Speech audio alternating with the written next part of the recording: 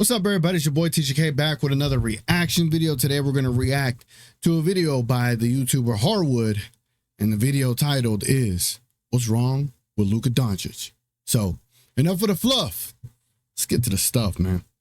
All right, here we go. Again, the title of this video is wrong with Luka Doncic. Pretty interesting thumbnail. Thumbnail was basically saying a bunch of like negative quotes about Luka. He's a quitter and all this stuff.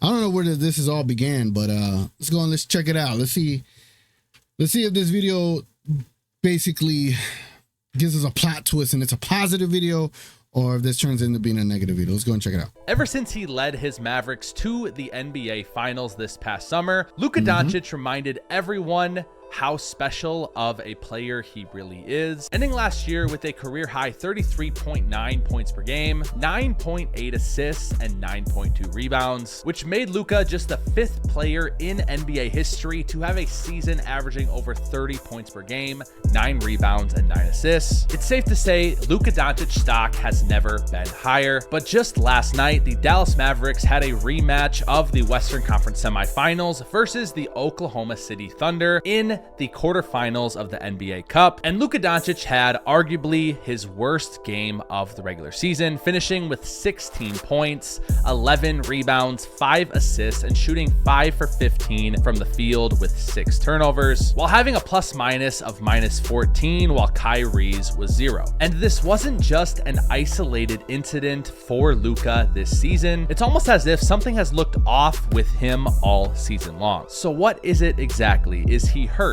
Is he lazy? Has he gotten content? Has he quit? Or are we all just overreacting to an insignificant NBA regular season game in the middle of December? Today, I think we're all overreacting. I wouldn't even say I was overreacting. I think a good portion of people are. There's been comments that I've seen. There's been channels that I've reacted to that are saying these things now. Like, they weren't saying it when we were on a 7-game win streak. They weren't saying it when Luka won 4 in a row. They waited until we lost to the OKC Thunder in a game where it was probably one of his worst games of the season, and they waited for that to then unleash all of this stuff. So sometimes it's predictable. Sometimes these things are predictable. Like, it's going to happen, right? People already have bookmarked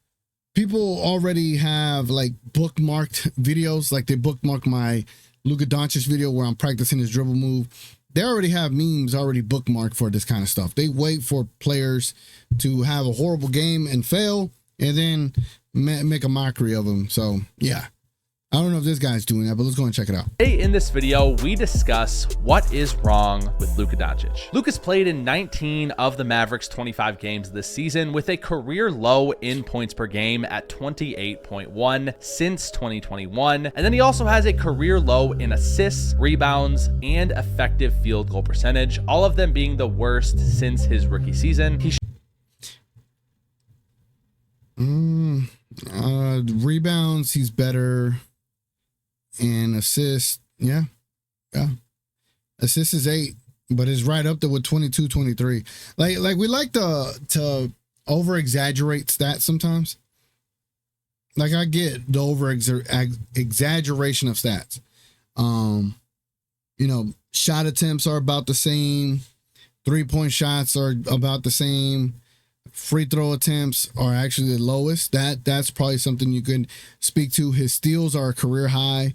Turnovers are about average. But what's the usage rate, right? Like, is he on ball a lot? Like, he's playing off ball. And there's things you can point out to. A 3-point percentage is average, is good. It's better than it's been average since 21.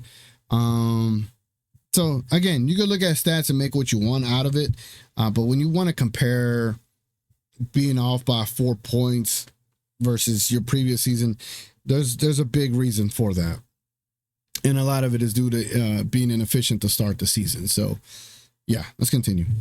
shooting just 34% from 3, which is down 4% from last year, 4% worse from 2 as well. And although these numbers would be great for almost anyone else in the NBA, they are not nearly up to Luka Doncic's standards. Yet somehow at the same time, the Dallas Mavericks are 16-9, the 4th seed in the Western Conference, and are playing very well as a team this year. They're the 7th best team in net rating in the NBA, 4th best offense, 8th best defense. So the question I'm asking is, are we just splitting hairs with Luka Doncic? Because the Dallas Mavericks are winning, even though his numbers are a little down. Let's start with some of the injured rumors. There's been rumors that he was not necessarily healthy starting this season. Even if you look back in the playoffs last year, it was very clear his knee wasn't fully right. He was moving incredibly slow, even for his standards. He's missed 6 games this year, 1 with a knee bruise, 5 with a strained wrist. Before the wrist injury, he did average 28 points per game, but shot just 43.5% from the field, 32.4% from 3, 7.6 rebounds, 7.6 assists, and the Mavs went just 7-7 in those games. Since returning on December 1st from that wrist injury, he's still averaging 28 points per game, but he's shooting 40% from 3, 10.6 rebounds, 8.6 assists, and shooting a much better 48% from the field. Meanwhile, the Mavs are 5-1 in those games. So is this just a coincidence? I really don't know. Luka claims the wrist injury popped up in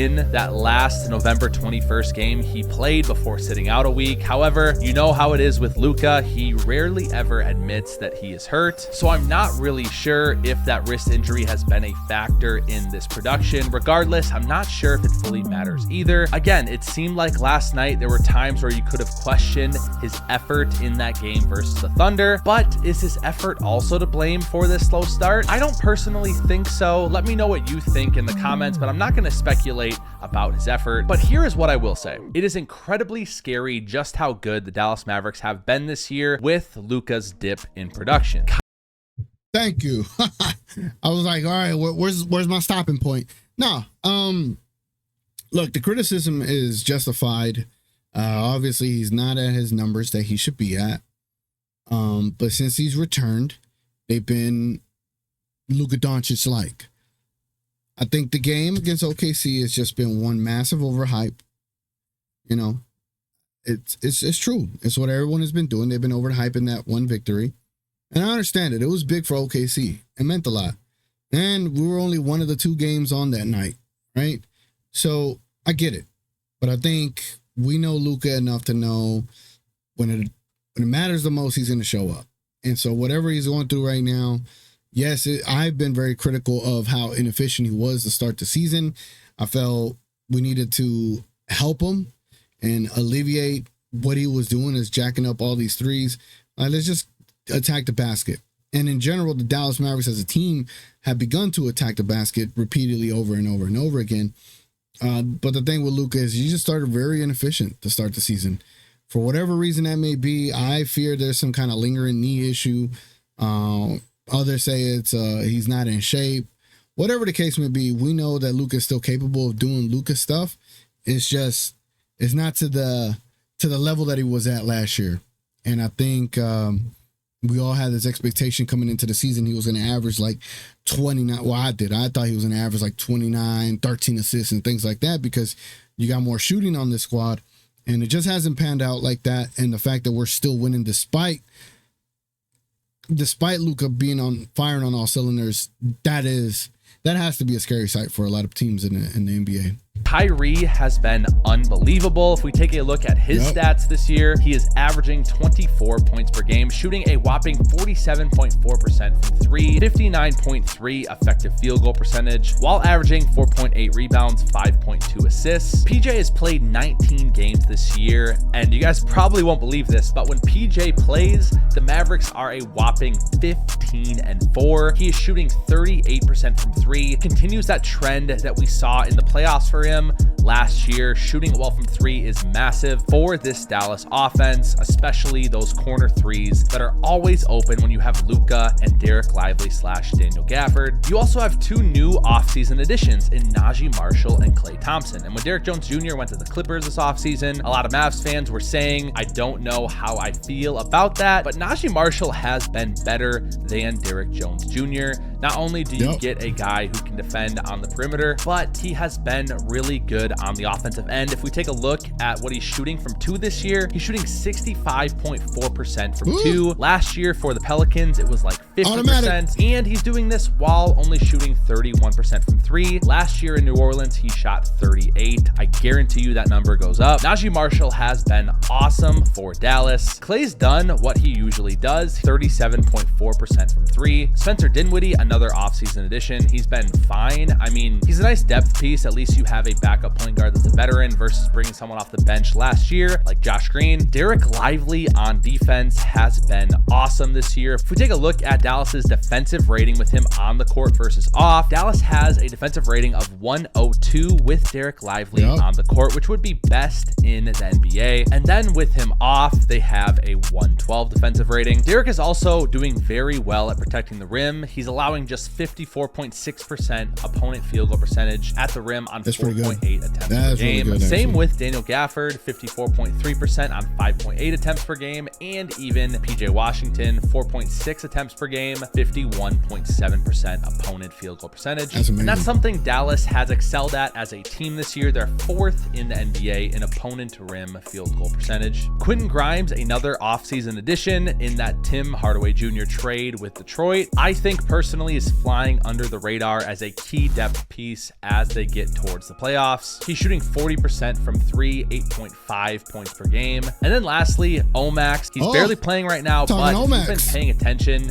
he has been really good, especially his perimeter defense. When he's gotten that opportunity, he's somebody that they can continue to develop. And this is something we've never really said about the Mavericks, but they have depth this year, which is huge, something they really did not have in last year's playoff. And although I love Kyrie's game this year, I've said he's having a really good season. Sometimes I think we look too much at counting stats to tell us what the story is. If we dive a little bit deeper, we can maybe not come up with our answer, but maybe provide some extra context. It's interesting to me because I took a look at how the Mavericks are doing in net rating with Luka on the court versus Kyrie off. And as you can see here, they have a +6 net rating when Luka's on the court versus Kyrie. Now, some of that could be staggering Kyrie and Luka a little in the second quarter, Kyrie running with the second unit. However, Luka has not been as bad as a lot of people like to think he has been this year. He's just having a little bit of a shooting slump to start the season, which I feel like is going to improve. And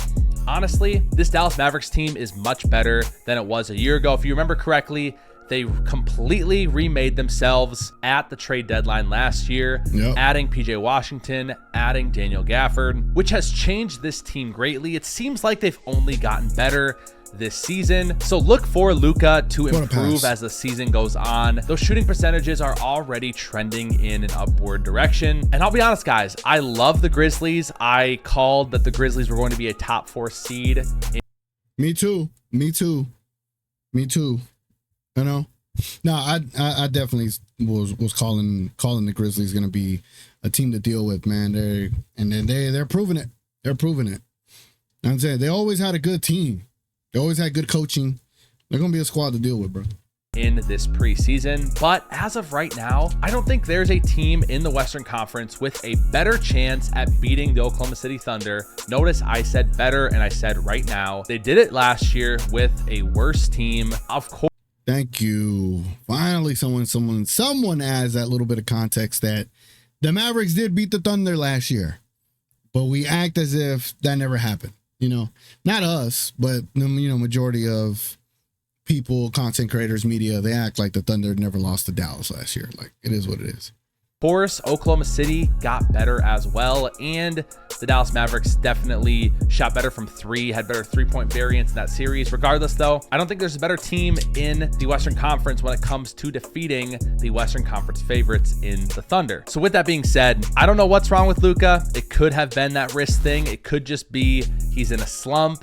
It could just be he was super beat up from that late run to the NBA Finals like we sometimes see with guys, and then with fighting for that Olympic cycle that they didn't get in. He could have just needed a little rest that he didn't get this offseason. But regardless, he got that week off. He looks a lot better now, and the Mavericks are winning regardless. So they're in a much better position than they have been the past couple years at this point in mid-December. Look out for the Mavericks. I'm super high on them this year. I think they will quite easily get a top 4 seed. Maybe not easily. That's probably a little bit of hyperbole, but they look dang good. That is all for this video.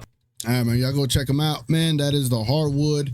Again, I think the whole debate of how Luka started the season is a fair one. I do think it is a fair one. I do think the perspective of looking at, what is hampering him, right? If there's anything off the court, there's some people said there's some off-court issues. I don't even look for that. I don't even care to know about that because that is a personal thing. But on the court, you're able to see how he's moving, how he's able to do certain plays. Can he still beat people off the dribble? And since coming back from that, almost 2-week layoff, he's looked great, man. He's looked great. And again, the OKC game, that's going to happen. Those things happen all the time. You know what I'm saying? Not all the time, but it happens. Anyway, it's been your boy TGK. Consider subscribing, consider liking this video, consider becoming a member of the channel as well. Again, if you're trying to reach me directly, I can check out the Discord in the link below. It's been your boy TGK. Appreciate y'all watching, and I'm going to catch y'all on the next one. We out.